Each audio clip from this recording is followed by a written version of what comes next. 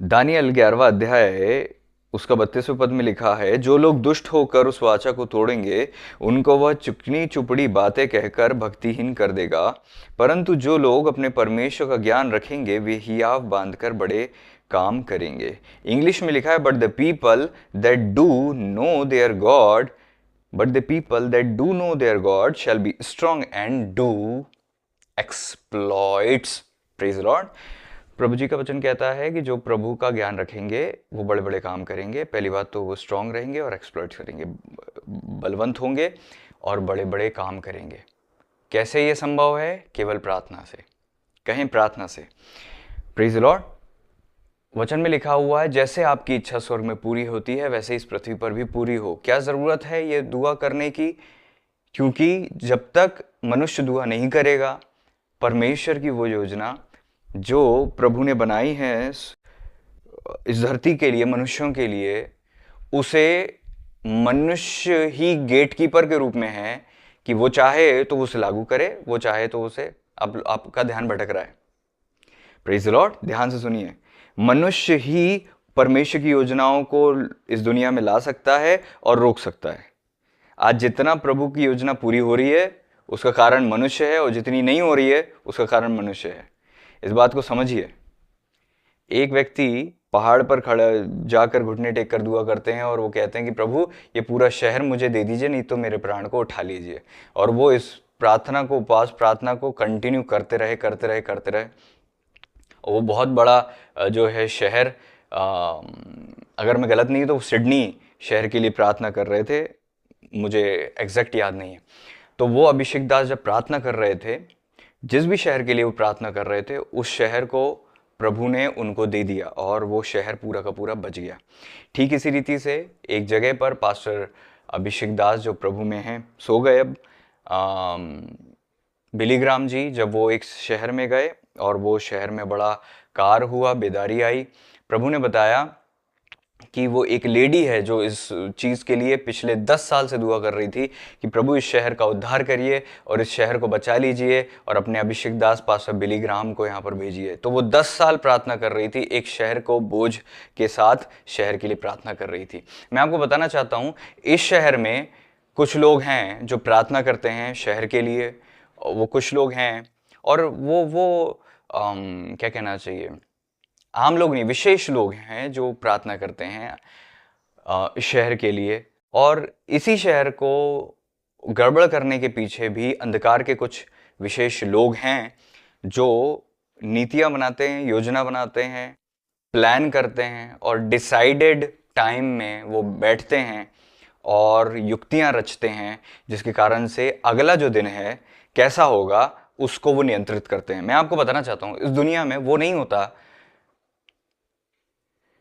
जो आपको लगता है कि अपने आप लिखा हुआ है, अपने आप कुछ हो रहा है। मैं आपको बताना चाहता हूं, इस दुनिया में वो होता है जो मनुष्य डिसाइड करता है। अब आप अपने लिए कुछ डिसाइड नहीं करेंगे, अपने परिवार के लिए कुछ डिसाइड नहीं करेंगे, अपनी फैमिली के लिए कुछ डिसाइड नहीं करेंगे, तो ऑटोमेटिकली कुछ डिसाइड हो जाएगा। ठीक ऐसा है समझने के लिए, एक खेत को आप यूं ही छोड़ दीजिए, अपने आप पौधे उग जाएंगे, खरपतवार उग जाएगी, जंगली पौधे और जो भी हैं सब उग जाएगा। लेकिन किसी खेत को अगर आप देखते हो वहां पर धान उगी है, तो ये पता चलता है कि किसी ने जानबूझकर, इंटेंशनली एफर्ट लगाकर कोशिशें करी हैं निरंतर कि वो घास को उचकाए, नेगेटिव खरपतवार को हटाए जो उसे फायदा नहीं देगा, और जो फायदेमंद चीज है उसको वो प्लांट करे। ठीक उसी रीति से हमारा घर भी हमारा खेत है, हमारा शहर भी हमारा खेत है, हमारा मन भी हमारा खेत है, हमारा घर का माहौल भी हमारा खेत है। और आपको पता है ये माहौल कोई नहीं बनाता, आप ही बनाते हैं। आपकी मैरिज कोई नहीं बनाता, आप ही बनाते हैं। आपकी मनोदशा कोई नहीं बनाता, आप ही बनाते हैं।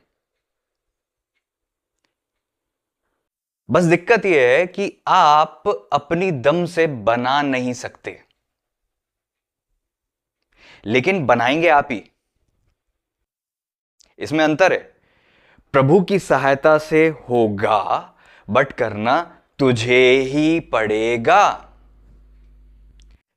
लोग बाग विश्वास का नाम लेकर अपने कार्य और अपनी जवाबदारी को भी छोड़ देते हैं। कभी देखा आपने कि किसान भी बोल दे कि नहीं यार अपने आप फसल उग जाएगी, पिछले साल तो मैंने गेहूं बो ही दिया था, इस साल भी गेहूं हो जाएगा, इस साल भी धान हो जाएगी। ऐसा नहीं होता। किसान को आप देखिए, वो मेहनत करता है, वो प्लान करता है, वो डिसाइड करता है और फिर उसको क्रियान्वित करता है और फिर समय पर वो फसल काटता है और फसल को वो जाकर मंडी में बेचता है, उसका पैसा लाता है और वो अपने घर पे लगाता है। सब कुछ किसान कर रहा है, सब कुछ क्रियान्वित वो किसान कर रहा है और वो किसान धन्यवाद देता है कि हे परमेश्वर, आपने मुझे ये फसल दी।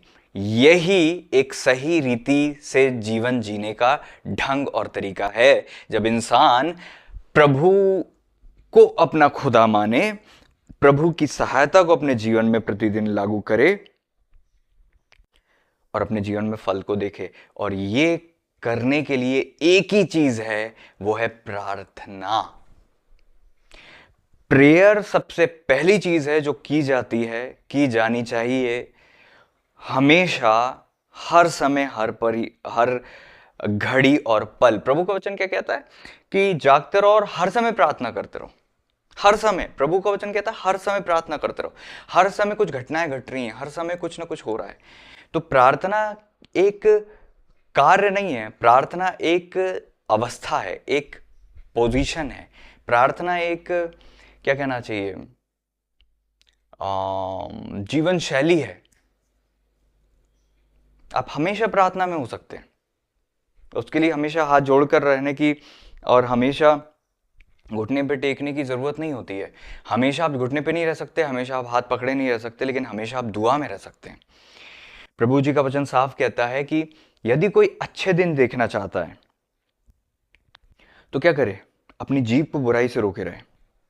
कोई भी व्यक्ति, वचन में लिखा है, जो कोई जीवन की इच्छा रखता है और अच्छे दिन देखना चाहता है, वह अपनी जीभ को बुराई से और अपने होंठों को छल की बात करने से रोके रहे। वो बुराई का साथ छोड़े और भलाई करे, मेल मिलाप को ढूंढे और उसके यत्न में रहे, उसी का यत्न करते रहे। अगर आप अच्छे दिन देखना चाहते हैं तो उस अच्छे दिन की कुंजी कहां है पता है आपको? आपकी जबान में।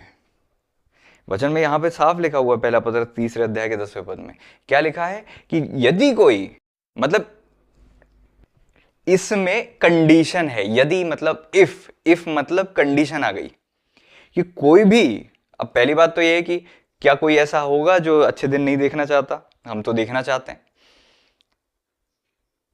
फिर देखते क्यों नहीं है? क्योंकि हम मन से तो चाहते हैं अच्छे दिन देखें, बट क्रियाओं से हम पैदा ही नहीं करते अच्छे दिनों को, अच्छे माहौल को, अच्छी बातों को, अच्छे वातावरण को। Praise the Lord. जब प्रभु जी कहीं भी गए तो प्रभु जी ने क्या बोला? जक्कई के घर में थे, आज इस घर में उद्धार आया। जहां प्रभु जी गए उस पापी स्त्री से कहा, जा कल पाप अब पाप मत करना, हाँ तेरे पाप क्षमा हो गए। लेकिन हम लोग जाते हैं तो हम लोग क्या बात करते हैं? नेगेटिव बात, फालतू की बात, पुरानी बात, नेगेटिव बातें। हम लोग जो बोलते हैं उससे हम माहौल बनाते हैं। और अगर हम मृत्यु बोएंगे तो मृत्यु ही तो काटेंगे। अगर हम नेगेटिव बोएंगे तो हम नेगेटिव ही तो काटेंगे।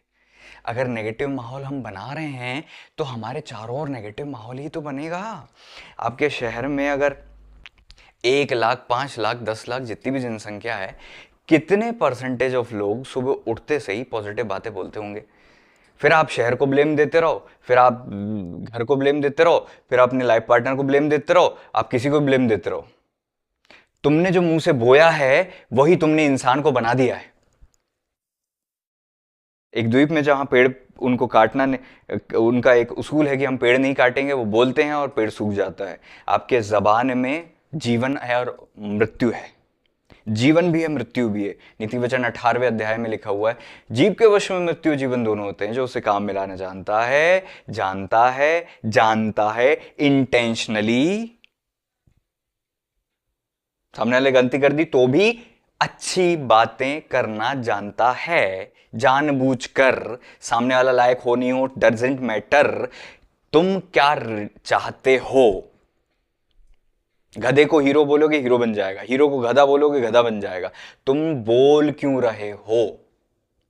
जीवन बोना। प्रभु ने कभी किसी पापी को पापी नहीं कहा, प्रभु ने कभी किसी व्यभिचारिणी को व्यभिचारिणी नहीं कहा, प्रभु ने किसी को नेगेटिव नहीं कहा, इसीलिए वो प्रभु हैं। और अगर आप प्रभु के बच्चे हो तो आपके मुंह से नेगेटिव नहीं निकल सकता। कोई किसी मुझे मुझे कई बार सेवा के दौरान में कई आत्मिक लोगों पर बहुत क्रोध आता था। इवन मैंने अपने जीवन में भी सीखा, प्रभु जी ने सिखाया कि जो वो है नहीं वो बोल दो। कई बार बहुत गुस्सा आता था कि मैं डांट दूं, बहुत कुछ बोल दूं। मैं बोलता भले क्रोध की एनर्जी है लेकिन यीशु के नाम में तुम सुधरोगे। तो क्या है वो एनर्जी जो नेगेटिव श्राप अंधकार के लिए मसाले देती कि अंधकार की आत्मा उस इंसान को बिगाड़ ही देती, मैंने परमेश्वर की सहायता से उस एनर्जी को पॉजिटिवली ट्रांसफर कर दिया। जो कोई जीवन की इच्छा रखता है, अच्छे दिन देखना चाहता है, इंटेंशनली उसको करना पड़ेगा। इसके लिए कोई लायक है नहीं है, उससे कोई फर्क नहीं पड़ता। दुनिया में आपको किसी पर ध्यान देने की जरूरत ही नहीं है। आप हो खुद अपने जीवन के मालिक, आप अपने जीवन को बनाने वाले हो, आप अपने चुनाव को करने वाले हो। वास्तव में आप हो जो ये चुनते हो कि आपका प्रभु कौन है, परमेश्वर या अंधकार। इसीलिए वचन में लिखा है यदि कोई उद्धार पाना चाहता है अपने मुंह से अंगीकार करे यीशु मसीह प्रभु है, मुंह से कहे, तब उद्धार की शुरुआत होती है। जीवन की हर एक चीज की शुरुआत शब्दों से है। प्रभु का वचन कहता है परमेश्वर ने कहा और हो गया। तुम जो कहोगे वो होता है।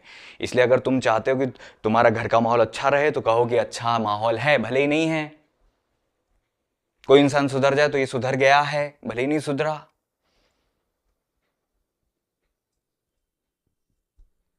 जो बोलोगे वो होगा। आज तुम जो काट रहे हो वो तुम्हारे पुराने दिनों की खेती है, और वो बीज हैं जो आपने मन में सोचे और जबान से बोए हैं। इस कारण से तुम्हारे जीवन के किसी भी क्षेत्र में घटी है, कमी है, गिरावट है, मुसीबत है, वो आपके वर्ड हैं। इससे कोई फर्क नहीं पड़ता कि लोग कैसे हैं। पावर है शब्दों में। इतनी पावर है कि आप किसी व्यक्ति को जो भला कर रहा है वो उसको कहो कि तू गलत कर रहा है तो वो भला करना छोड़कर गलत करने लगेगा। और कोई गलत कर रहा है उससे कहो कि तू भला करेगा, तू भला करेगा, तू प्रभु की सहायता से भला करेगा, अपने आप भला करने लगेगा वो।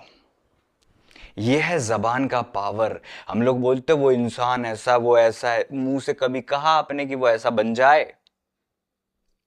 उस इंसान के जीवन जीने का ढंग से ज्यादा पावरफुल तुम्हारी जबान है। कभी भी याद रखिएगा। पृथ्वी पर सब कुछ बेडौल था, सुनसान था, सब कुछ गड़बड़ था। परमेश्वर ने कहा ऐसा हो, वैसा हो गया। और परमेश्वर ने क्या कहा? अच्छा है। आपकी लाइफ में कितना ही बिगाड़ा हो, आपको वो बोलना है जो आप चाहते हो कि सब अच्छा होगा, हमारे घर में शांति रहेगी, सब प्रेम से रहेंगे, सब मेल मिलाप से रहेंगे, शत्रु की चालें नष्ट होंगी, परमेश्वर की योजना पूरी होगी। जब आप मुंह से कहोगे वो अच्छा होगा। और आपको पता है परमेश्वर ने, प्रभु जी ने हमें अन्य भाषा का वरदान क्यों दिया? टंग्स का वरदान है ना। उद्धार पाने के बाद परमेश्वर हमें जो है, जब हम मांगते हैं प्रभु हमें अन्य भाषा का वरदान देते हैं तो क्या करता है अन्य भाषा का वरदान? सबसे पहले हमारी जबान पर नियंत्रण लेता है, और हमारी जबान जो है ऐसे शब्दों को बोलती है जो कि हम जानते नहीं, समझते नहीं, लेकिन प्रभु के नियंत्रण में होते हैं। और वो बोलने से जीवन आता है, अंधकार बहता जो है उसका कचरा बह जाता है। Praise Lord. तो जो कोई जीवन की इच्छा रखता है क्या करना चाहिए? अगर आपको टंग्स का वरदान है तो अत्यधिक टंग्स का वरदान इस्तेमाल करो, अन्य भाषा में अत्यधिक प्रार्थना करो, क्योंकि वो परमेश्वर के नियंत्रण में बोले गए शब्द होंगे और वो जीवन को लेकर आएंगे। आप नियंत्रित कर सकते हो वातावरण को अपनी जबान से। तो जबान का अत्यधिक इस्तेमाल कहां करना चाहिए? बस मुंह से कुछ भी बोलते रहो? नहीं, घोषणाएं करो, वचन पढ़ो, लेकिन प्रार्थना करो। मैं यहां पर जबान का इस्तेमाल करने के लिए प्रार्थना को महत्वपूर्ण महत्व दे रहा हूं। इस वक्त में महत्व देना है हमें इस वक्त में, क्योंकि सुबह उठते से ही सबसे पहले आप क्या करते हो? बातें तो नहीं करते हो, सबसे पहले प्रार्थना करते हो। Praise the Lord. पॉजिटिव बोलो, प्रार्थनाएं करो। जो आप किसी के जीवन में बिगाड़ देख रहे हो, आप सुधार की प्रार्थना करो कि प्रभु सुधर जाए, और आप कंटिन्यू रहो। वो बूढ़ी औरत 10 साल से प्रार्थना कर रही थी कि शहर का बच्चा हो सके, उद्धार हो सके, और प्रभु जी ने सहायता करी, और जो प्रार्थना उन्होंने की थी उसका फल भी मिला। अगर आप प्रार्थना करोगे, अपने जीवन में सहायता देखोगे। तो आज से सबसे ज्यादा अगर आप कुछ भी बिगाड़ा है, कहीं भी कुछ भी है, आपको बस प्रार्थना करनी है कि प्रभु मेरी नहीं, सबसे पहले हम लोग कई बार अपनी इच्छा को पूरी करने के लिए प्रार्थना कर देते हैं। नहीं नहीं नहीं नहीं, मैं आपको बताना चाहता हूं, मोस्टली हम लोग प्रार्थना करने बैठते हैं तो अधिकतर हम लोग क्या करते हैं, अपनी भड़ास निकालते हैं, अपनी योजनाओं को पूरा करते हैं। परमेश्वर की योजना और हमारी योजना में कोई मिलाप है ही नहीं। परमेश्वर की योजना और हमारी योजना में कोई समानता है नहीं। परमेश्वर की योजना वैसी नहीं है जैसा आपकी योजना है। परमेश्वर की योजना आपकी भावनाओं से मेल नहीं खाएगी। हो सकता है कई बार खाए, कई बार नहीं खाए। योना प्रभु के दास थे, प्रभु के पीछे पीछे चलते थे, सेवा करते थे, उसके बाद भी प्रभु की योजना और योना की भावना मेल नहीं खा रही थी। एक सफल व्यक्ति, आत्मिक जीवन जीने वाला व्यक्ति वो है, आत्मिक शख्स वो है जो ये कहता है कि प्रभु मैं वही दुआ करूं जो आप चाहते हैं। क्योंकि कई सारी प्रार्थनाएं ग्रहणित ठहरती हैं, कई सारी प्रार्थनाएं रिजेक्टेड हो जाती हैं, कई सारी प्रार्थना सुनी नहीं जाएंगी क्योंकि वो परमेश्वर की योजना में नहीं है। और मुंह मांगा अगर आप वर के पीछे लगी जाओगे कि मुझे तो वही चाहिए, मुझे तो वही चाहिए, तो वचन कहता है उसने उन्हें मुंह मांगा वर तो दिया परंतु उनके प्राण सुखा दिए। जो जॉब प्रभु जी ने आपके लिए नहीं रखी उसको मत मांगते रहो। जो जीवन साथी प्रभु जी ने आपके लिए नहीं रखा उसको मत मांगते रहो। जो घर प्रभु जी ने आपके लिए नहीं रखा, गाड़ी प्रभु जी ने आपके लिए नहीं रखी, जो कुछ भी आप चाहते हो, क्या प्रभु उसमें सहमत हैं? ये प्रश्न उठना चाहिए सबसे पहले। हर चीज को स्कैन करना है कि इज इट गॉड्स विल और नॉट, क्या ये प्रभु की योजना है कि नहीं है। मेरे पास पैसा है, मैं कर सकता हूं, मेरे पास सपोर्ट है, मैं कर सकता हूं, बट क्या प्रभु चाहते हैं? अभी हाल ही में किसी ने मुझे मैसेज किया कि भैया जो है मैंने इंटरव्यू देकर आया था, सबका हो गया, मेरा नहीं हुआ। मैं समझ गया कि प्रभु जी का धन्यवाद हो कि प्रभु की योजना उसके लिए डिफरेंट है।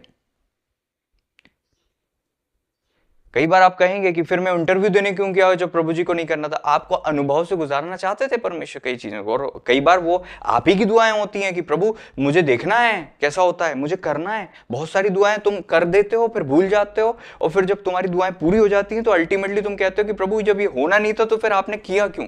अरे बेटा तूने ही तो मांगा था।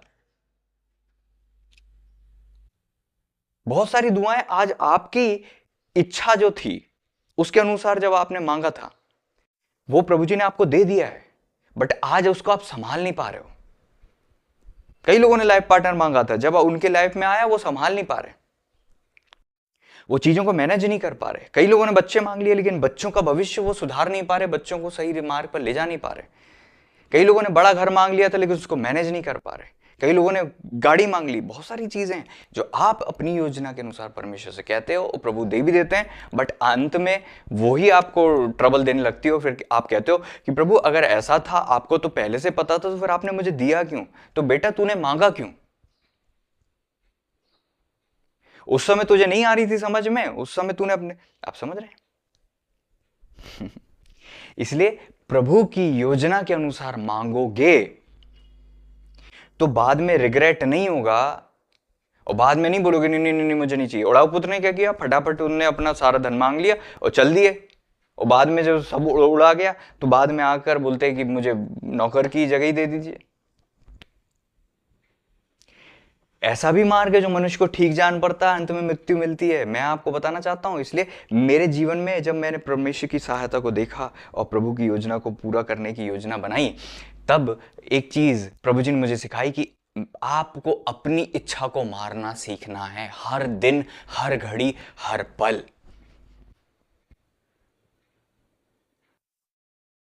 ये पहली स्टेज है कि आप अपनी सारी योजनाओं को मार दो। आप क्या खाओगे, क्या पियोगे, क्या पहनोगे। अगर आप चाहते हो कि प्रभु का वो साथ आपको मिले, इतनी करीबी से आप प्रभु के साथ चल सको, तो आपको फिर अपनी विल को प्रभु की विल के आगे समर्पित और सरेंडर करना सीखना पड़ेगा, क्योंकि आप लड़ नहीं सकते प्रभु से।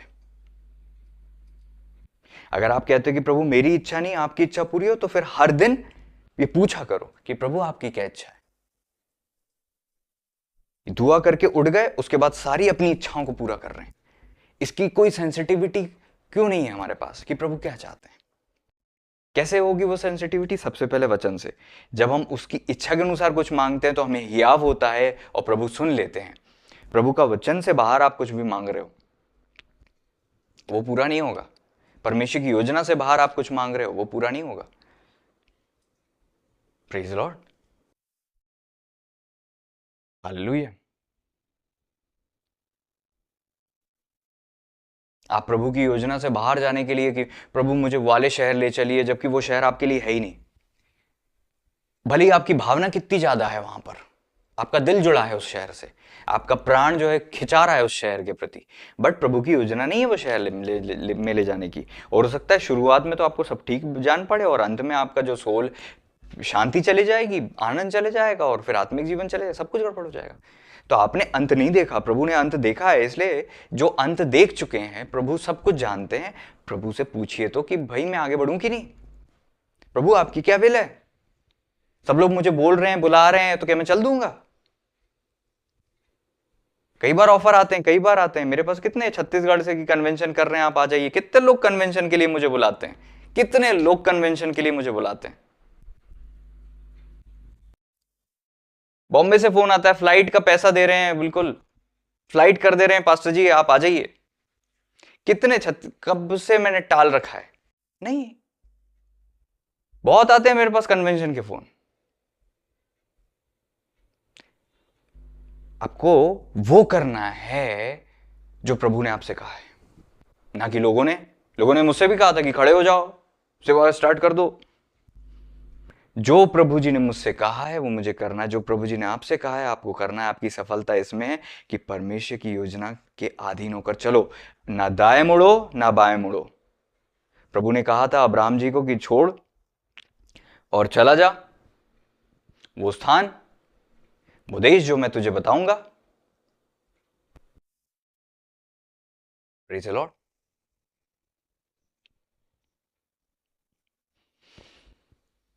लेकिन अब्राहम जी जो है लूत को लेकर जा रहे हैं, और लूत जो है बाद में गड़बड़ी करता। कई बार आप परमेश्वर की योजना को पूरा करना चाहते हैं बट अपने ढंग से, और फिर आप जहां जहां हाथ लगाओगे वहां वहां गड़बड़ी होगी।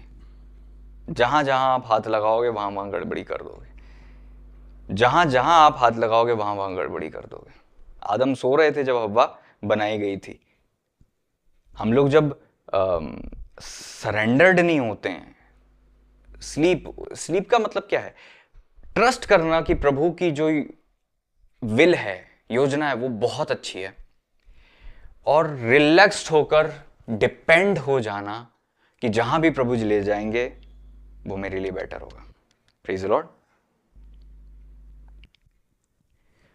जहां भी प्रभु मुझे लेकर जाएंगे, जो भी परमेश्वर की योजना होगी, वो सब मेरे लिए बेटर होगा। Praise the Lord, hallelujah, thank you Jesus. प्रभु की योजना हमारे लाभ के लिए, उसमें हानि नहीं है। कई बार हम दुआएं वो करते हैं जो प्रभु जी चाहते ही नहीं कि हम करें। आपकी अच्छी दुआएं भी अच्छी नहीं है अगर वो परमेश्वर की योजना में नहीं है। मैं आपको समझाना चाहता हूं। कई बार लोग बोलते हैं कि हम सब मिलकर रहें, हम सब मिलकर रहें। चर्च में सब लोग ये दुआ कर रहे थे कि हम सब लोग एक ही जगह रहें, मिलकर रहें, और सब लोग एक ही जगह थे, एक ही जगह खाना बनता था, एक ही जगह सब कुछ होता था, लेकिन परमेश्वर की योजना उनको एक ही जगह रखने की थी नहीं। कई बार आप सोचते हैं कि ऐसा हो जाए, ये परमेश्वर तो चाहते ना सब कुछ मेल मिलाप से रहे। गड़बड़ी हो गई, बिखराव हो गया, सबको तितर बितर होना पड़ा। तब जाके थोमा जो है साउथ में आए और फिर सेवा स्टार्ट की। तो आज भारत में जो सेवा का जो स्तर है यहां तक पहुंचा है। अगर आप परमेश्वर की योजना में चल रहे हैं तो ये मत सोचिए कि आपकी सोच जितनी है उसी के अनुसार सब कुछ होने वाला है।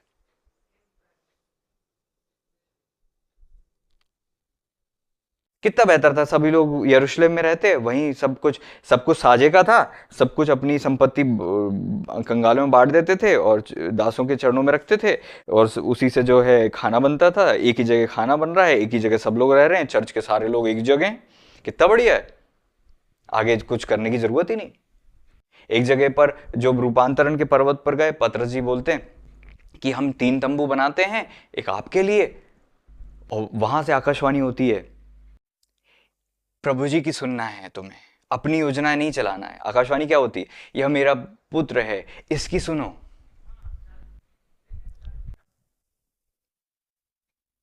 यरूशलेम में गड़बड़ी हो गई। जब सारे दास बिखर गए तो सेवा फैली, क्योंकि फैलना परमेश्वर की योजना थी। परमेश्वर ने क्या कहा था? प्रभु जी ने कहा था कि जाओ सारी जातियों में सुसमाचार सुना, और वो सारी जातियों में जाने की बजाय एक ही जगह बैठ गए थे, तो गड़बड़ी हो गई।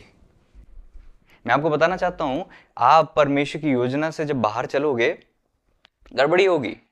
अगर प्रभु की योजना ये नहीं है, कॉमन सेंस तो क्या कहता है? कॉमन सेंस तो ये कहता है कि यार हाँ, प्रभु की योजना तो यही है ना कि सब लोग मेल मिलाप से रहें। नहीं, परमेश्वर की योजना मेल मिलाप से रहने की जरूर है, बट जरूरी नहीं कि आपका भाई किसी शहर में तो आप भी उसी शहर में रहोगे।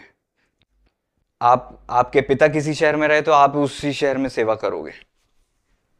प्रभु ने कितने समय के लिए आपको कहां रखा है, ये परमेश्वर की योजना में है। और एक बात याद रखिए, जब परमेश्वर की योजना को आप पूरी करोगे तो सबसे पहले आप खुद उसमें सहमत हो कि नहीं, आपका मन ही उसका विरोध करेगा। आपकी पत्नी हो सकता है विरोध करे, आपके मम्मी पापा, आपके घर वाले, आपका कुटुंब, आपका समाज, सब लोग विरोध करें। लोग परमेश्वर की योजना में सहमत हो जाएं, ऐसा बहुत कम होता है।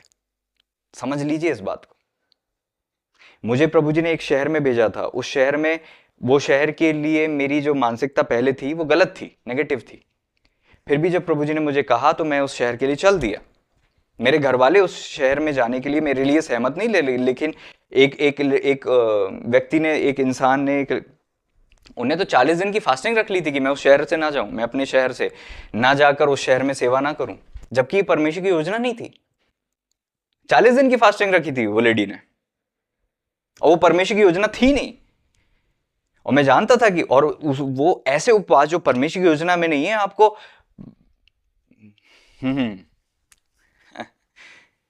तो वो 40 दिन की उपास प्रार्थना से जो है परमेश्वर की योजना के बाहर ही चल रही थी।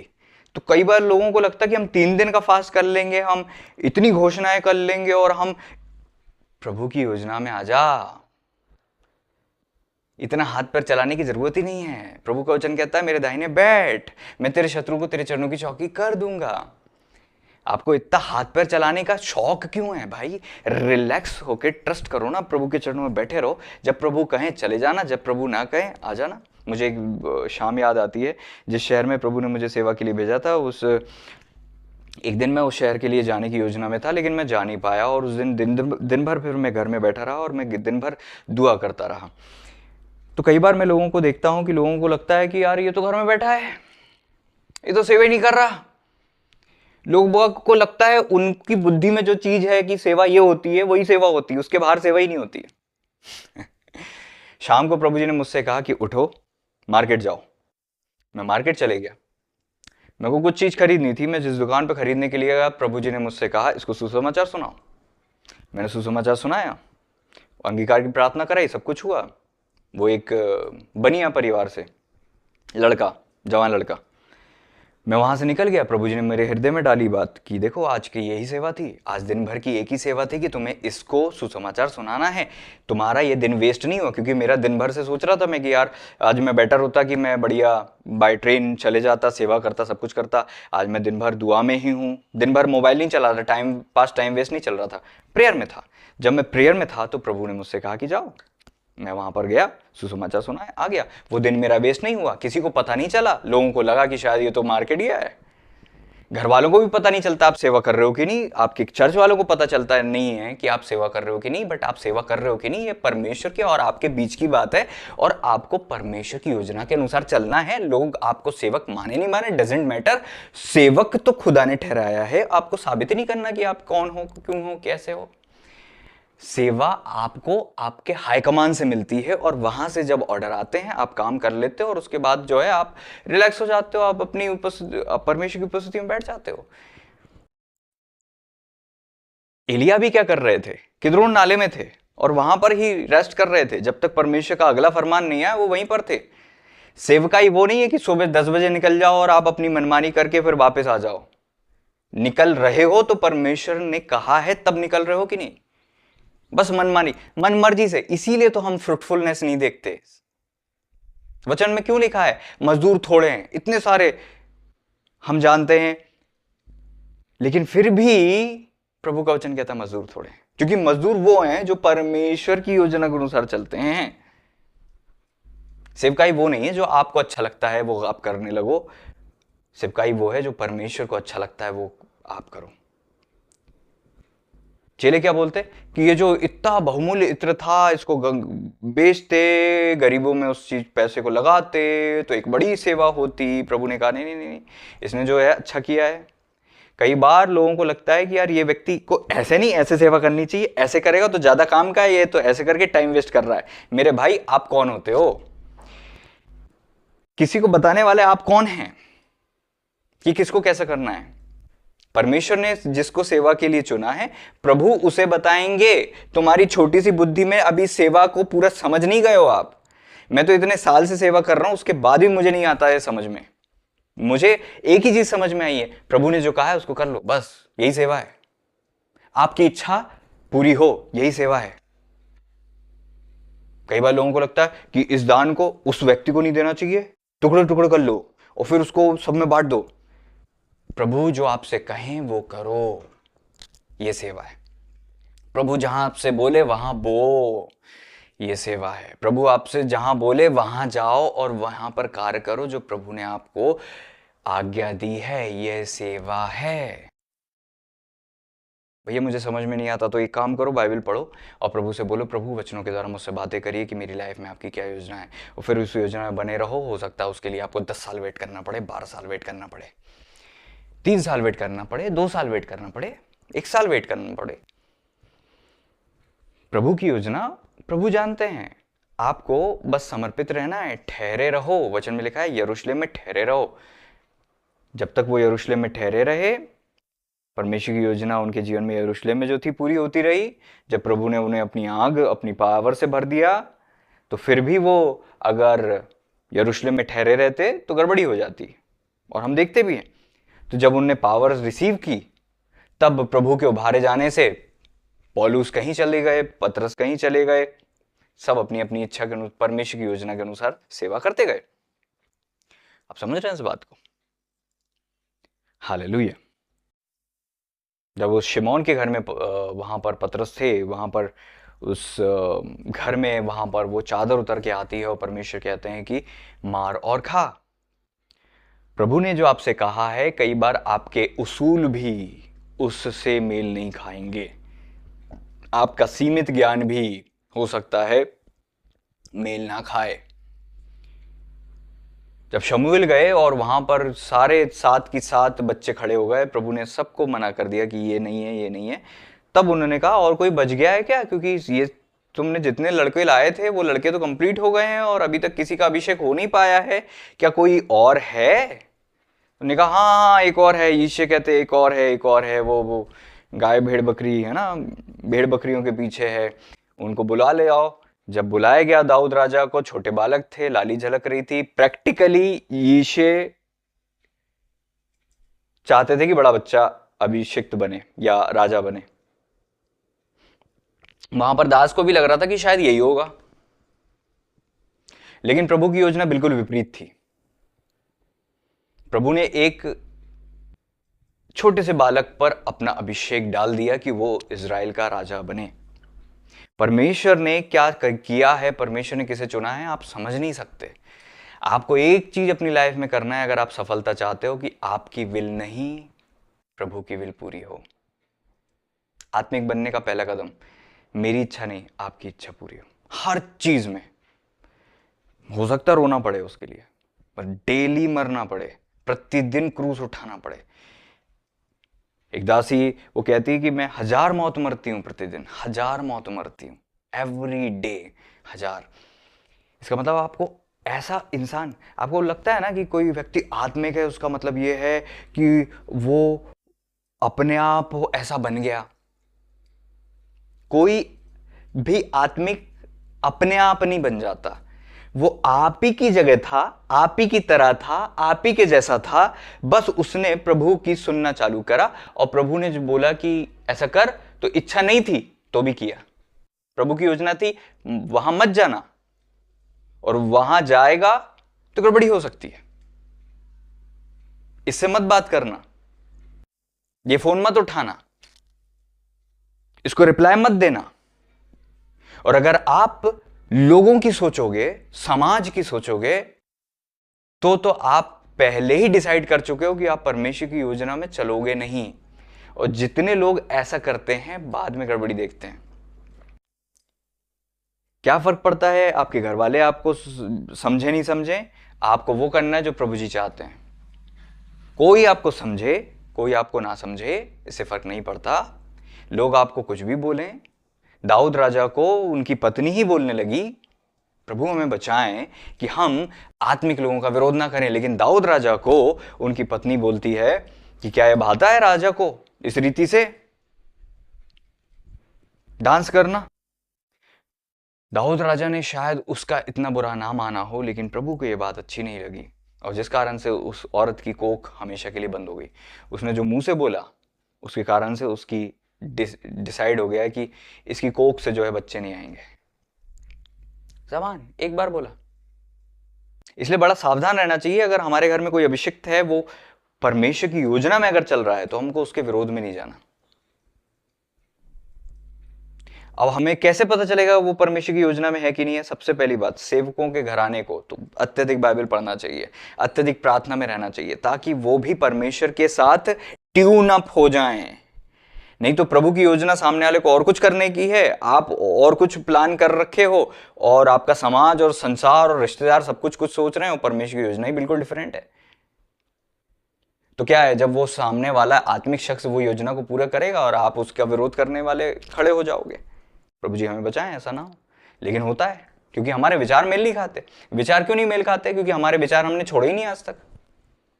प्रभु से कहा कभी कि आपके विचार मेरे विचार एक हो जाएं, तब मैं इस बात का अनुभव कर चुका हूं कि मैं चाहे अलग अलग दूसरे शहर के आत्मिक शख्स किसी से भी मिलता हूं, तो कई बार उनकी सोच और मेरी सोच बिल्कुल एक होती है। हो सकता है मेरे घर वालों की सोच मेरी सोच से ना मेल खाए। कारण क्या है कि वो भी उस आत्मा के चलाए चल रहे हैं, मैं भी उस आत्मा के चलाए चल रहा हूं, और हमारी सोच जो है एक है। इससे कोई फर्क नहीं पड़ता कि आप किसी के साथ रह रहे हो कि नहीं रह रहे हो। आपकी सोच वो होना चाहिए जो प्रभु की सोच है, तब जाके आप अलाइंड हो पाओगे। किसी का मन मेरे मन के अनुसार नहीं बनेगा, मेरा मन किसी के मन के अनुसार नहीं बनेगा। हम सबका मन अगर प्रभु के मन के अनुसार बन गया तो सबका मन एक जैसा हो जाएगा। यही सफलता है। सबसे पहले इस माले को बंद करो। आत्मिक शख्स का जो जीवन है, अपनी विल मारना, अपनी इच्छाएं मारना, बेसिकली अपने इसको शट डाउन करना होता है, कंप्लीट शट डाउन। हर चीज में प्रभु आपको सिखाते हैं, चाहे भूख हो, प्यास हो, सोना हो, पहनना हो, ओढ़ना हो, जाना हो, एंजॉय करना हो, कुछ भी हो ना। किसी ने बर्थडे पार्टी में बुलाया, जाना कि नहीं जाना, प्रभु से पूछना है। लोग वो बोलते नहीं नहीं नहीं नहीं, इतना सब नहीं करेंगे, नहीं तो फिर तो लोग तो भैया ऐसे में बुरा मान जाए तो मेरे भाई लोगों को खुश करना है तो फिर प्रभु जी को खुश करने की मत सोचो, और प्रभु जी को खुश करना है तो लोगों को खुश करने की मत सोचो। क्या चाहते हो तुम? आज चुनाव करो, किसको खुश करना है, प्रभु जी को कि लोगों को, समाज को, संसार को? वो लोग जो तुम कितना ही कर लो उसके बाद भी तुम्हारी किसी चीज की कदर नहीं करेंगे, वो लोग जिनने तुम्हें नहीं बनाया, वो लोग जिनने तुम्हें नहीं पाला, वो लोग, वो रिश्तेदार जो जब तुम घटी कमी और ग्रसित थे उस समय तुम्हें छोड़कर चले गए थे, आज प्रभु जी ने बचा लिया, तुम्हारे जीवन में ग्लोरी दे दी, तो सब भीड़ लगाने लगे चारों तरफ। उन लोगों की सुनोगे कि उस खुदा की सुनोगे? जब आप किद्रोन नाले में थे, जब आप अपने अंधकार की वादियों में थे, तब परमेश्वर ही थे जो आपको बचा रहे थे। आपको प्रभु जी की सुनना है। सफलता यह है कि चाहे दुनिया बुरा मान जाए, डजेंट मैटर, मैं प्रभु के पीछे चलूंगा, प्रभु की इच्छा को पूरा करूंगा। ये आपके मेडल होते हैं कि कितने आपसे नाराज हैं, कितने आपको समझते नहीं। ये आपके मेडल हैं, आत्मिक जीवन के मेडल होते हैं। ये कितने घाव आपके हैं, कितने कितने लोगों ने क्या क्या बोला, कितना कुछ, ये आपके मेडल हैं। ये आत्मिक जीवन में आपके आभूषण हैं। इससे आपकी जो है रैंक डिसाइड भी होती है। प्रभु जी ने जब अपने चेलों से मिले तो बताया, क्या बताया? छेद, अपने हाथों के छेद, अपने चेस्ट में जो छेद था, हाथ पांव में छेद थे, ये क्या थे? लोगों ने दिए थे। प्रभु के हाथों में, जो प्रभु ने क्या बताया चेलों को कि देखो मैं वही हूं। ये आपकी क्या कहना चाहिए, पौलुस भी एक जगह कहते हैं मैंने कई बार कोड़े खाए हैं, कितनी बार मैं जहाज टूटा है, नंगा रहा हूं, भूखा रहा हूं, है ना, डूब चुका हूं, बहुत कुछ हुआ है, कितनी बार परमेश्वर ने मृत्यु से बचाया। ये क्या है, आपके मेडल हैं ये आत्मिक जीवन, आत्मिक शक्ति से मेडल हैं। एक प्रभु के अभिषेक दास हुए जिनका नाम साधु सुंदर सिंह जी था, वो चप्पल भी नहीं पहनते थे, हिमालय से जाते थे, तिब्बत में जाते थे, और वो उनको ब्लीडिंग फीट वाले प्रोफेट कहा जाता है। खून से भरे हुए, खून से लथपथ उनके पैर रहते थे, क्योंकि चट्टानों पे चलते थे, कट जाते थे, लेकिन इतने प्रेम, इतनी उपस्थिति से भरे रहते थे कि वो फिर भी चलते थे, और खून बहता रहता था पैरों से, नंगे पैर जाते थे हिमालय क्रॉस करके तिब्बत।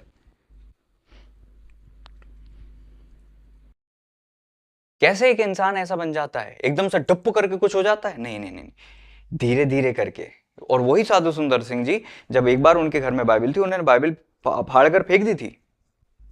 ऐसा मैंने सुना है कि उन्होंने बाइबल फेंक दी थी फाड़ कर, और जो पन्ना जलने से बच गया, उसी पन्ने से शायद उन्होंने उद्धार पाया था, जहां तक आई एम नॉट श्योर, क्योंकि काफी दिन पहले मैंने इस बात को सुना था।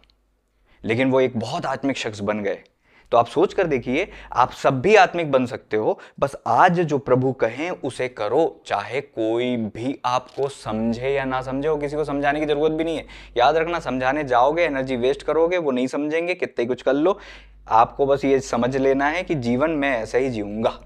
और लोग आपको रिबेलियस कहेंगे, हो सकता है बलवा करने वाले कहें, लोग बोलें कि यार ये तो गड़बड़ है, ये तो बाकी पास्टर जैसा नहीं है, ये तो बाकी आत्मिक बहनों जैसा नहीं है। Doesn't matter at all. आपको अपने खुदा की सुनना है और उनकी योजना में चलना है, चाहे पति साथ दे या ना दे, पत्नी साथ दे या ना दे, कुछ फर्क नहीं पड़ता। मैं तो वही करूंगा जो प्रभु मुझसे कहेंगे, ऐसा आपको बनना है। जब प्रभु कहें कि उठो, अपना डेरा उठाओ, निकल लो, निकल लो। मैंने आपको एक बहुत पहले कई सालों से एक चीज समझाते आ रहा हूं, कितने लोग समझ पाते हैं नहीं पाते प्रभु जी जानते हैं।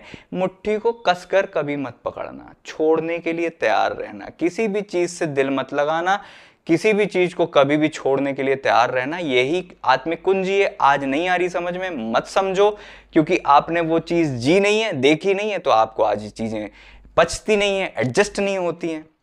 और दूसरे, आपके मन में कई सारे विचार भी आने लग जाते हैं कि प्रभु का वचन तो कहता है कि प्रभु ने अपनी मां की सुधि ली, प्रभु ने सबकी सुधि ली। ये सारे वचन आते हैं मेरे भाई, देखो, हालेलुया। कोई एक व्यक्ति एक दिशा में चल दे तो आपके पास कई सारे वचन उसके विरोध में भी हो सकते हैं। कोई व्यक्ति लेफ्ट जाए तो राइट के वचन बोल सकते हो, राइट जाए तो लेफ्ट के वचन बोल सकते हो। बेसिकली बात यह है कि वो प्रभु की योजना में है कि नहीं,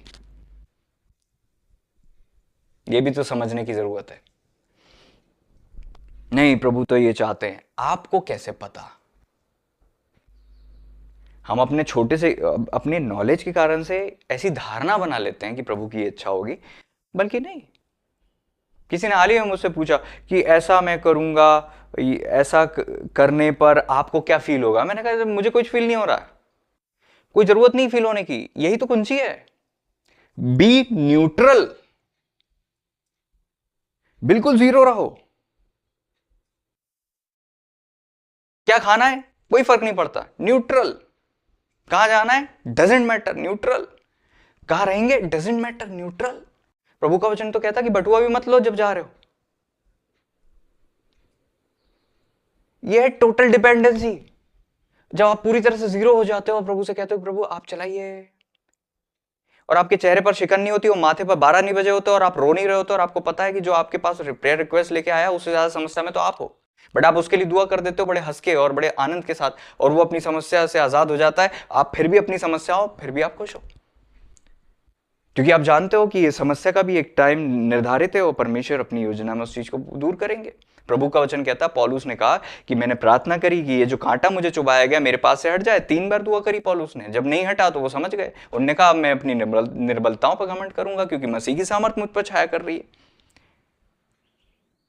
ये होता आत्मिक शख्स की, वो अपनी योजनाओं को परमेश्वर के सामने रखता है, लेकिन जब समझ जाता है कि प्रभु आपकी योजना ये नहीं है, ओके लॉर्ड मैं खुश हूं, आई एम हैप्पी। और हो सकता है शुरू में वो चीज मानने में आंसू बहें क्योंकि आप रोते कब? जब आप जिंदा हो। मुर्दा कभी नहीं रोता। मुर्दा ना हिलता है ना रोता है। जब परमेश्वर अपनी योजना बताएं तो कुछ लोग हिलने लगते, रिएक्ट करने लगते, नहीं नहीं नहीं नहीं, हम नहीं मानते, हम नहीं चाहते, हम नहीं कहते, हम नहीं करेंगे, ऐसा नहीं होता। उस दास को भी तो देखो, ये तो तुम तो पता नहीं क्या कर रहे हो। हिलना और रोना जिंदा इंसान की निशानी है। मुर्दे हिलते भी नहीं है, रोते भी नहीं है। कई बार होता है अपनी परमेश्वर की योजना जब परमेश्वर बता देते हैं हमें, रोने लगते, नहीं नहीं नहीं नहीं नहीं नहीं तुम मत जाना। पतरस जी क्या बोलते हैं कि नहीं नहीं नहीं आपको क्रूस तक नहीं। मैं जब जाने लगा तो कई लोग रोने लगे, गाली में, भैया आप मत जाओ मत जाओ मत जाओ, इस शहर को छोड़ के मत जाओ, वहां पे सेवा मत करो। नहीं, प्रभु की योजना क्या है मेरे भाई, ये तो समझ। इससे पहले कि मैं तुझे कहूं, तुझे पता होना चाहिए। जैसे वो भविष्यवक्ताओं के चेलों में से किसी ने कहा कि क्या तुझे पता है? आप जब आत्मिक होगे तो आपको पता होगा कि क्या होने वाला है। इसीलिए आत्मिक शख्स का विरोध नहीं करेगा। शरीर आत्मा और आत्मा शरीर के विरोध में ही लालसा करेगी। अगर कोई व्यक्ति मेंटली शारीरिक है तो वो मेंटली आत्मिक का विरोधी ही होगा, चाहे वो कितना ही खून का रिश्ता क्यों ना हो। मेंटली स्पिरिचुअल, वचन में लिखा है be spiritually minded, don't be carnally minded. शारीरिक मन मत रखो, आत्मिक मन रखो। शारीरिक मन कंप्लीट विरोधी है आत्मिक मन के, और आत्मिक मन समझा ही नहीं जा सकता शारीरिक मन से। कई लोग स्टेटमेंट देते हो समझ ही नहीं आते हो आप, जरूर उससे कोई फर्क नहीं पड़ता। क्या तू हवा के मार्ग को जानता है? नहीं। इसी रीति से आत्मा से भरा हुआ शख्स भी है।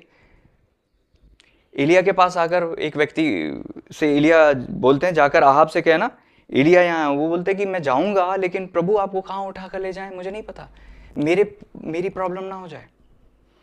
एक आत्मिक शख्स बिल्कुल समझ के बाहर होता है। वचन में लिखा आत्मिक शख्स को कोई नहीं समझ सकता, और वो सबको समझ लेता है। जब मैं नया नया विश्वासी था, जब मैं इस वचन को सुनता था, मैं कहता था वाह ये क्या ही अवस्था होगी, बाप रे बाप कितना अद्भुत होता होगा, कितनी ग्लोरियस ये चीज़ होती होगी, कैसा होता होगा। कई सारी धारणाएं मेरी भी थी कि ऐसा होता होगा वैसा होता होगा, लेकिन जब वो चीज़ होने लगी तब पता चला कि जैसी मेरी सोच थी वैसा नहीं होता है, लेकिन परमेश्वर की योजना के अनुसार जब होता है तो अद्भुत होता है। ये मत सोचिए आप प्रभु में बढ़ेंगे तो लोग आपके लिए फूल बिछा देंगे। हमेशा याद रखना, लोग आप प्रभु में बढ़ोगे तो सबसे पहले आपके लोग आपके लिए कांटे बिछाएंगे, क्योंकि वे शैतान के इन्फ्लुएंस में आके ऐसा करेंगे। बाद में जब आप जीत जाओगे कई सालों बाद, तब वो समझ जाएंगे कि भैया यहाँ हाथ पैर चलाने की कोई मतलब नहीं, और आप बेसिकली पास भी हो चुके होगे, तो फिर वो कांटे बिछाना बंद कर देंगे, भले ही सहमत हो या ना हो, वो छोड़ देंगे। वो पहले नहीं छोड़ेंगे, जब तक आप पास नहीं होगे वो भी नहीं छोड़ेंगे, वो बिछाते रहेंगे। कैसे किसी ने कांटे बिछाना आपके लिए बंद कर दिया, पता चल जाएगा कि आप पास हो गए वहां से। तो वो छोटे छोटे कांटे, वो रुए वाले कांटे खत्म हो जाएंगे, फिर बड़े बड़े कांटे आ जाएंगे, फिर सरिये भाले और सारी चीजें चालू हो जाएंगी। तकलीफ वाला रास्ता है ये मत सोचिए कि आप प्रभु की योजना में चलेंगे तो और भाई ग्लोरी ग्लोरी है। नहीं नहीं मेरे भाई, ग्लोरी है बट पेन भी है, पेन के साथ ग्लोरी है, पेन से गुजर कर फिर ग्लोरी है। प्रभु जी ने भी कहा कि मनुष्य के पुत्र को सर छुपाने की जगह नहीं, लेकिन वहां पर चेलों से प्रभु कहते क्या मेरे साथ रहते हुए तुम्हें कभी घटी हुई? आपका घर नहीं लेकिन आप घटी में नहीं। ये चीज है, इसका बैलेंस चलता है। आपको पता है कि आप कुछ नहीं है आपके पास, तो भी आप धीरज धरे होते हो कि प्रभु प्रबंध करेंगे। आपको पता है आगे लाल समुद्र और पीछे सेना आ चुकी है और पता नहीं क्या हो जाएगा अगले पल में, बट आप फिर भी ट्रस्ट करते हो। यही तो स्पिरिचुअल व्यक्ति है। आपको बिल्कुल पता है कि आपके पास कुछ नहीं है, बट आप रोते ही नहीं हो, बिलकते नहीं हो, किसी हाथ फैलाते नहीं हो कि हमारी सहायता करो। प्रभु पर ट्रस्ट रखते हो। एलिशा जी को भी पता था कि वहां पर जो है अकाल पड़ा हुआ है। अकाल के टाइम में वो रिलैक्स थे, और आत्मिक शख्स ऐसे ही होता है, अपने अकाल में रिलैक्स होता है। नाओमी की तरह भाग कर नहीं जाता है कि यहां अकाल पड़ गया तो हम चले जाएं, इजराइल से बाहर चले जाएं। नहीं। Praise the Lord. मैं विश्वास करता हूं कि आपने जो सुना है उससे आपने कुछ सीखा और आशीषित हुए होंगे। हमने बहुत कुछ सुना, लेकिन सीखने को क्या मिला? पहली चीज, अपनी विल नहीं परमेश्वर की विल के अनुसार दुआ करो। पहली चीज दुआ करना है, अपनी इच्छा के अनुसार नहीं, प्रभु की इच्छा के अनुसार। किसी भी इंसान के लिए दुआ करके उसको अपनी बुद्धि के अनुसार जो आपको सही लगता है उस मार्ग पर मत लाओ, बल्कि प्रभु से कहो, प्रभु ये इंसान आपके हाथों में देते हैं, आपकी योजना में चले और सफल रहे। That's it. सफलता क्या है? डिपेंडेंसी। आप इतने समझदार कभी नहीं बन सकते कि आपने पूरी दुनिया देख ली हो और आप परमेश्वर की समझ से चलने लगे हों। आपको पता है प्रभु की समझ से चलने की कुंजी क्या है? यह कि अपनी समझ छोड़ देना, तब प्रभु की समझ आती है।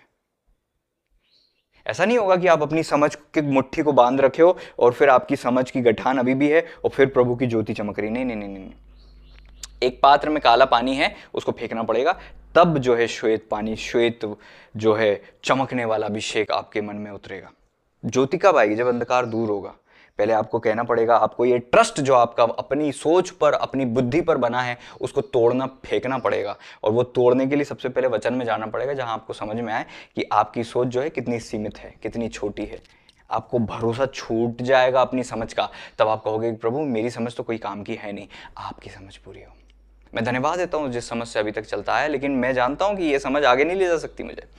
अब मेरी समझ नहीं, आपकी समझ पूरी हो। आपको पता है 40 साल क्यों लगे इजरायलियों को वहां से निकलने के लिए? क्योंकि 40 साल मिस्र उनके मन से नहीं निकल रहा था। आपकी पुराने जीवन की सोच ही आप छोड़ नहीं पा रहे हो भाई, इसीलिए तो लंबा टाइम लग रहा है आपको ब्लेस्ड होने में। कुछ लोग आते हैं प्रभु में, झट झट झट सारी चीजें हो जाती, क्योंकि झट छोड़ देते हैं। उनको कोई फर्क नहीं पड़ता पुराने जीवन से, झट छोड़ देते हैं। एक विश्वासी परिवार आया और हम लोग बड़े सरप्राइज थे।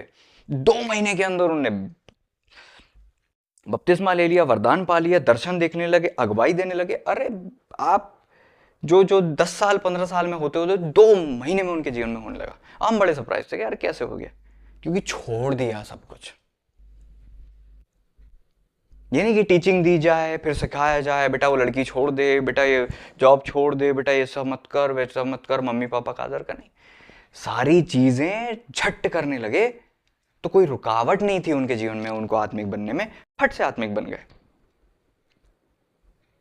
हमारे देखते देखते पहला दिन वो था, मुझे याद है पहला दिन जब मैं वहां पर था, उस जगह पर था, वहां पर सुसमाचार सुना रहा था, मैं उस पार्लर में था, और वो बहन ने वहाँ पर प्रार्थना के लिए हम लोग गए थे, और वहाँ पर वो बहन ने कहा कि एक भी ये बहन भी हैं, उनके लिए उसी वक्त दुआ हुई। बोलती है मेरे हस्बैंड भी हैं, हस्बैंड नीचे लेने आए, हस्बैंड के लिए दुआ हुई। उससे ठीक 2 महीने के अंदर बपतिस्मा ले लिया, वरदान पा लिया, टंग्स का वरदान पा लिया, दर्शन देखने लगे, खुली आंखों से दर्शन देखने लगे। इवन हमारे लिए दर्शन देख के बताने लगे कि आपके लिए ये योजना है, ये योजना है।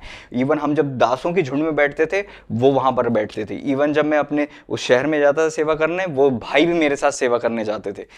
इतना अद्भुत रीति से 2 महीने के अंदर ये सब होने लगा। हम दासों की संगति उनको मिल गई। कारण क्या था? जल्दी छोड़ दिया। कुछ लोग आज भी नहीं छोड़ रहे हैं अपनी पुरानी रूढ़िवादी सोच को और विचारों को। आपको छोड़ना पड़ेगा, आपको ट्रस्ट छोड़ना पड़ेगा। जब मैं प्रभु के अभिषेक दास के साथ जा रहा था, घर से निकलने के पहले उन्होंने बताया कि मेरे बटुए में पैसा नहीं, और जब हम गए वो मेरे से रास्ते में बोलते कि वो जीन्स अच्छा लग रहा है, मैं आपको दिलाना चाहता हूँ। मैंने कहा भैया पैसे तो है ही नहीं। बोलते कि भैया हम विश्वास से चलते हैं, पैसे नहीं, पैसे से कोई फर्क नहीं पड़ता।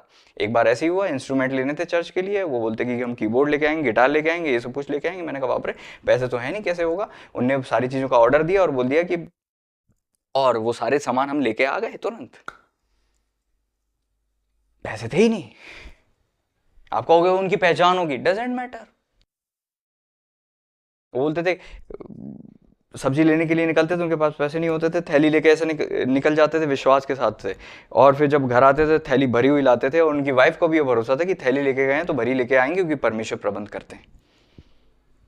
ये है अपनी सोच और समझ का सहारा नहीं लेना, डिपेंड हो जाना कि प्रभु हम तो चल दिए, आप हमारी सुधि लीजिए। जब आप ऐसा भरोसा रखकर आगे बढ़ोगे तो फिर देखना आपके जीवन में क्या क्या होगा। आगे लाल समुद्र आ जाए और आपको लगे अब सब खत्म, तो परमेश्वर वहां से रास्ता बना देंगे और आप कहोगे बाप रे बाप, ये तो रास्ता भी नहीं था। परमेश्वर वहां से काट लेते हैं जहां से बोते नहीं है। तो आप कभी समझ पाओ इसकी कोशिश करने की बजाय भरोसा करो, ताकि बड़े बड़े